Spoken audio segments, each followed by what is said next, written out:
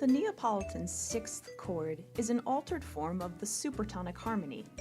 It is a major chord built on the lowered second scale degree. This harmony is associated with a group of composers known as the Neapolitan school.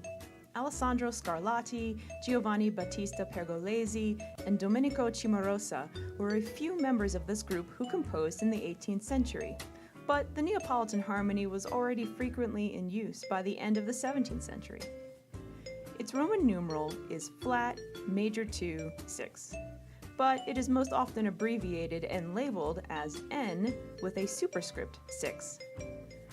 The Neapolitan harmony can occur in both major and minor modes, but most often occurs in minor. It is most often in first inversion, but can occasionally occur in root position. It is most often a triad, but can also have an added seventh. It most often functions as a predominant harmony, and therefore generally proceeds to the 5 chord. It can have its own applied harmony, such as a 5 of Neapolitan Sixth, which then proceeds to the Neapolitan Sixth. Using a Neapolitan Sixth chord instead of a 2 chord does not affect circle progressions. When part writing the Neapolitan Sixth chord, keep a few things in mind. Double the third of the chord. Never double the root, since it has been altered. When moving to 5, move the upper voices in contrary motion to the bass to the nearest chord tone.